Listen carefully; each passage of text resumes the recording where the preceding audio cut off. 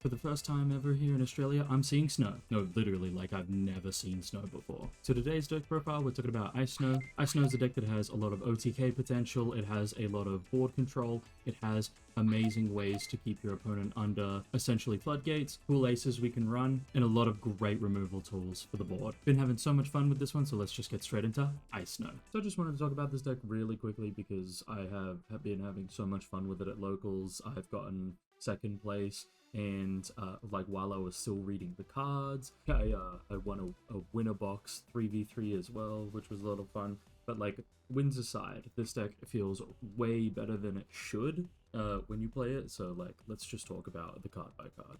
Basically, we're just gonna have 4 of the Hiyarimon. There's nothing crazy here. If your opponent has no sources, when you attack, draw 1. This is great. You will always get this off with this deck. There's nothing crazy about that. 4 of the new Bulucomon. This guy is sick. All he does is he reveals top 3. He is the searcher. He searches out Hexeblaumon, Paledramon, anything with Ice Snow in its traits. The only problem is he does not grab the Tamer, so that sucks. The inheritable at the bottom here, where it's like when attacking, you know, trash the top Digivolution card. I don't care. By the time, in like one of the biggest things about this deck that you'll find is you know, by the time you're actually playing for board, either you have survived the kill turn and now you are on your opponent's kill turn, or you are playing against nothing because this format is super uninteractive, which is fine. Like, that them's the breaks. But in a format where interactivity is super like on point, this whole deck is going to be much better.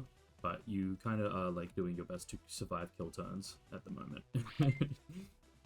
Penguinmon is awesome. I love that he digivolves for a reduced cost, so sometimes you can go into Frigimon, you can go into Paledramon for 1. Great. The give your opponents sec -1, again, no interactivity here, brother. You are doing your best to live. But like, the reduced cost is still awesome. I do like this guy. And then the soloing Digimon himself, Crabmon. So this guy, basically, to put it lightly, he has jamming. He is one of the jamming blue Rockies that you've gotten, that we've gotten so many of recently. And yeah, sure, one of your Digimon gains blocker until the end of your opponent's turn. I haven't had a chance to use this once. It's not come up at all. Basically, if I see him, he's going straight into raising, because this deck thrives on jamming. The problem with Crabmon is he is not an Ice Snow, and that'll come up in a second. So, low-key, the problem with Crabmon not being an Ice Snow is sometimes you're going to have to digivolve into our boy Frigimon, and when you digivolve into Frigimon, he will cost a full 3 to digivolve. Now, that is offset just a tiny bit if your opponent has all of their Digimon with no sources. So, we'll quickly go over the effects. He has Ice Clad, which, if you don't know, Ice Clad is an effect that makes all of your battles, besides security, check for sources rather than their DP. So these guys' DP often doesn't matter. And then when digivolving, and I'll make it as short and simple, trash the bottom 2 Digivolution cards of one of your opponent's Digimon. So this is going to be across all of your 3s, your 4s, your 5s, and even Hexeblaumon as the 6. You are trashing your opponent's sources, whether it's 2, whether it's 4. I'm not going to keep reiterating it. All of the Digimon past this point do this. And then the second half is if your opponent has no Digimon with no sources, gain a memory. So sometimes when you digivolve into your Crabmon, you will be already able to just reduce it back to 2, so it's a little bit, better. But a lot of the time what you'll end up doing is just, Crabmon, and if you see this dude, just chuck him in, into raising, pay the 3 cost, end your turn, you're chill, whatever. So that is the low-key problem. Then we got Paledramon here. Paledramon is going to give jamming and blocker if your opponent has no sources after trashing 2. And this is awesome because if you don't have Crabmon, you really need jamming. So this card is sick. I love him so much. And we'll get into why like this and Crabmon are so good later on. But the last 2 cards we got here are Kumamon. I was running the actual Ice Snow Kumamon up until just recently, and honestly, like, It's great that you could search that Ice Snow Kumamon, but the problem is that it is a 3-cost hybrid, and the biggest reason I was using that hybrid was literally just to hybrid for game. So this guy still, you know, trashes one for your opponent's sources, but he's mostly just here for the hybrid per game, a little bit of a cheaper Digivolve. That's all I really ask. Next up, the 5s, we have CrysPaledramon. Ooh, what a surprise. This guy is sick. The Ice Clad is awesome. When he Digivolves, trash 2. Then if your opponent has no sources, you're going to unsuspend. And this will come up really, really important in a second, which we'll talk about, you know, the combo after this. But yeah, it's super simple. And before we talk about what the Inheritable does, we'll show you PolarBearmon at 4 as well, because they have the exact same Inheritable. It is when your opponent has no Digimon with no sources, this Digimon gains Piercing and Sec +1, which is so fucking good for the deck. You can Ice Clad over things and then, you know, do 2 checks. Whether or not that is necessary, which again I'll talk about in a second, is great. But back it up to Polar Bear. Polar Bear is like, you know, trash any 2 sources, and then if your opponent has no Digimon with no Digivolution cards, you suspend. They can't suspend or activate their when Digivolving effects. This would be insane in any other format, considering this is just a Venusmon on a level 5. This card is awesome. And the cool thing about it too is that it's on play as well, so you can, you know, literally just drop it off of your Skadimon. So when you drop it off Skadimon, it triggers that on-play effect. You can stun another body. You can also get your no when Digivolving, stop that if they stick around. So Skadimon is the newest card. We all know what Hexeblaumon does for the most part. You know, Ice Clad, they both have, and he has Sec +1. He bottom decks the Tamer. He will, you know, make it so that your opponent can't unsuspend or suspend in the first place when they have less sources than this Digimon. This card is cracked. It's awesome. But Skadimon, on the other hand, is a card that has barrier. When Digivolving, you're able to play out an Ice Snow starting at the level 4, and if your opponent has any Digimon on the field and they have no more sources, you can play out a level 5, 6, 7, depending on how many you actually have. So you could play out Hexeblaumon off of your Skadi, but like, it's not going to be very useful. But yes, you could just play like another of your Polar Bear, strip some more sources, yada yada. And then Skadimon, the other effect is, you know, when Digivolving and when attacking once per turn, so you have to choose which one you're doing, and I'll explain that in a sec. By placing one Digimon with no sources into security, this Digimon unsuspends. So 2 things. 1, you can put your opponent's, you know, Digimon into security, and you'll unsuspend when Digivolving. Say if you're ending your turn and you can't actually just do some swings with this. If you're just ending your turn, you want to clear a body, do the when Digivolving version. If you don't, and you're just trying to actually clear for game, what you can end up doing is Digivolving over, say for example, your Polar Bear, and you'll you know, you'll play out another Polar Bear, and then when you play this Polar Bear out, you'll not trigger the when Digivolving effect. You'll be like, okay, I'm actually just gonna miss that, and then I'm gonna swing, and your opponent may have a Digimon on the field. You can put theirs into security, and you will, you know, remove a massive body most of the time, and then you'll unsuspend. Or you can put your own Digimon into security and you'll unsuspend in the same way for that attack, right? So now you have an extra security, you've recovered one essentially, you are able to, you know, just do 4 checks because of this security attack +1. That's why we would choose to put this into our own Digimon into security or our opponent's. Whatever you feel like is easier at the time, based on, you know, are you able to just kill them right now, or, you know, do you have to, what's the word for it, slow roll them just a little bit, is going to be an important choice. Another important choice to make is this deck does phenomenally well against something like SGDL. If they put out, like, you know, a chaos mode on field, the last thing you want to do is try to remove that off the field. You want to just be like, I'm hitting you, I'll put my own dude into security. These guys are going next turn anyway. So you just want to get as much of their security going as possible. But yeah, so like Skadimon is awesome. You don't like necessarily need the barrier when you have jamming, but like it's nice to have if you don't have the jamming in the stack. Last level 6 at the moment I have is just a MetalSeadramon Ace. Basically, I was having issues with, you know, climbing the stack sometimes on tempo. If I if my opponent was, you know, going as fast as possible with like rookie rushing, you know, purple hybrid, and I couldn't make it to my level 6 in turn, I was just getting annoyed by that. So like putting a level 6 ace felt correct, because before I had 2 of the Bond of Friendships in this deck, and the funny thing about that is that when you're on something like Hexeblaumon and they go, you know, they just can't swing. They just can't swing anyway, so you never have a chance to Bond of Friendship them. The good news though is with Bond of Friendship at a 1-of is you can basically have Skadi and swing, unsuspend, and then Digivolve for 3 if it were to, say for example, live, or you just weren't able to like kill them or take all their security on turn. Yeah, you'll Digivolve into this for 3, swing, unsuspend again, and that's usually going to be another 2 checks because of like your Polar Bear or, you know, your CrysPaledramon. So you can do like 4 checks with just that and then twink again. But I didn't really explain wholeheartedly what the MetalSeadramon Ace does. Basically, you know, you're Digivolving 1, hopping and play cost 7. The important part here is, A, you could just run Bulucomon instead. That is just as good of an option as a, you know, tech ace. But I like running this at the moment because of the second part that just says like all turns, you know, while you have 1 or more memory, your opponents can't suspend, so they can't block any of your attacks, you know, afterwards. And usually, you know, when you play out a Digimon of Skadi, you know, Skadi plays out the Polar Bear, and then your opponent swings, Digivolves into this, and then you're like, pop, pop, pop, pop, pop, pop. Yeah, it's cool. It's cool. It's iced out even.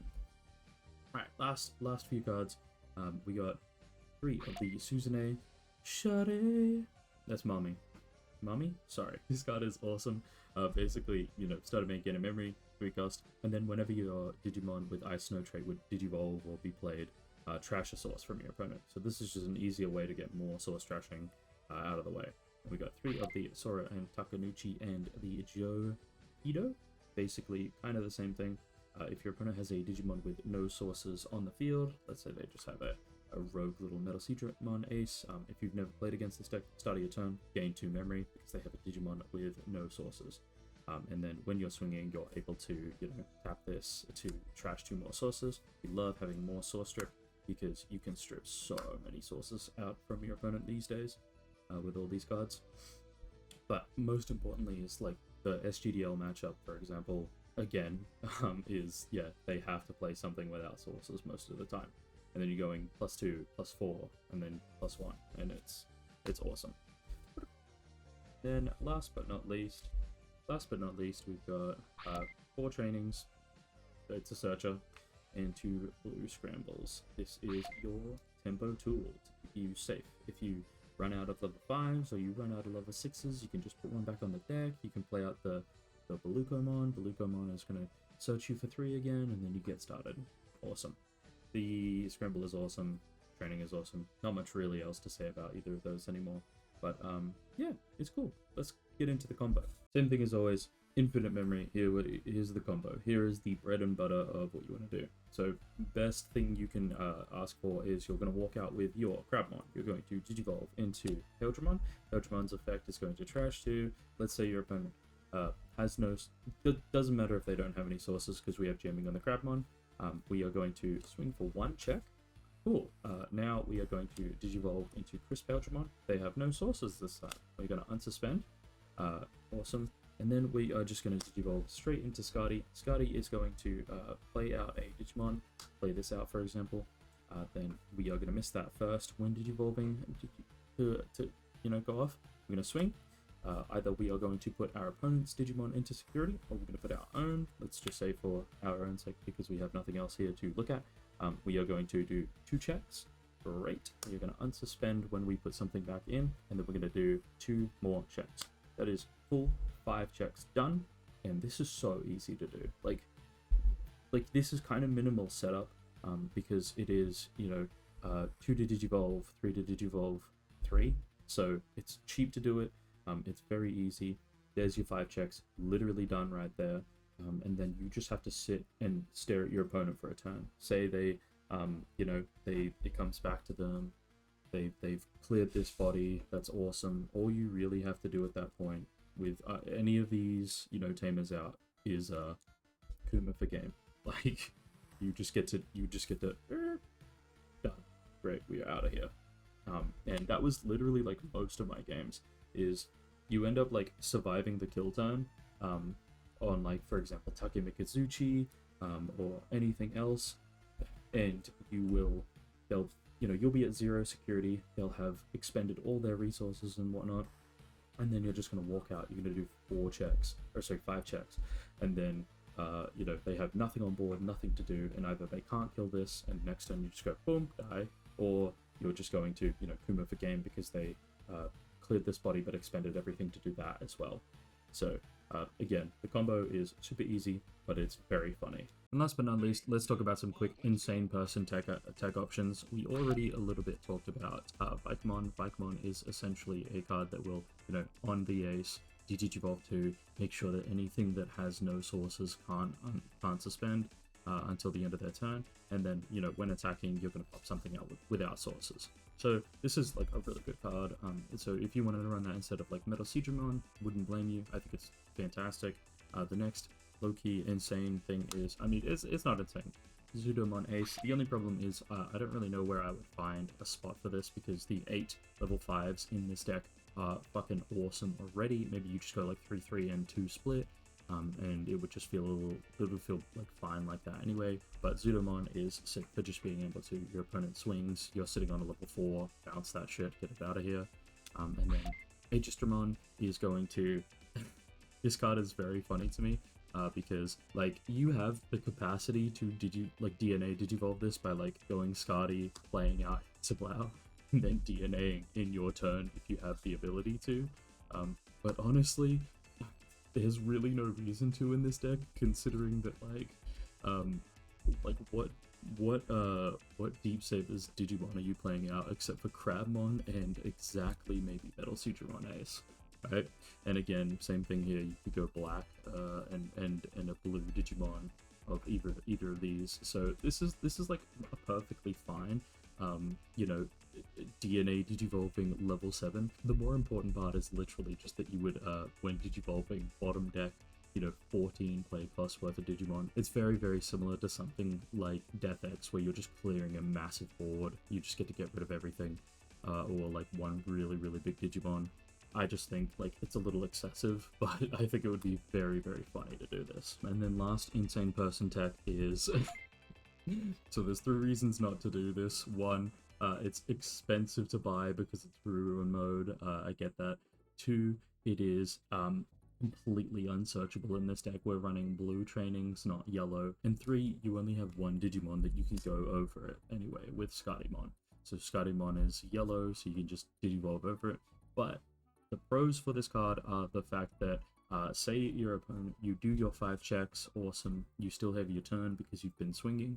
You can just end your turn by going ruin mode, and when you go ruin mode, your opponent is literally left to die for the most part, because they cannot walk out a raising on tempo, and if they do, they're almost never expecting this, but yeah, they're just gonna have to sit there and wait for you to swing that last check in the next turn. But the problem, again, completely unsearchable, so you just have to like hope you draw it or hope you don't bottom deck it. So there's my insane person techs. Play with ruin mode if you want to, that shit's funny. Last insane person tech option I can think of is just the Blitz Omnimon. This card essentially will just get you game. You would take out, your MetalSeadramon ACE and the Bond of Friendship, and then just run 2 of these Omnimon Blitzes, because you're just going to be able to do 5 checks with Skadi and just Blitz Omnimon for game. Again, biggest reasons for not playing these cards is literally just, you can't search it. You have to draw it along the way, but is what it is. Anyway, guys, thanks for watching. This was just kind of meant to be a little quick one. I hope you like it, because I enjoyed playing Ice Snow so much. I really, really wanted to talk about it. There's a lot of ways you can play this deck. Has very fantastic combo lines and, a lot of awesome removal tools, so it's a lot of fun. And I might even play it at Nats. I don't know. I've got to do more practice with it, because it's just a lot of fun. Anyway, I'll see you on the next one. Bye!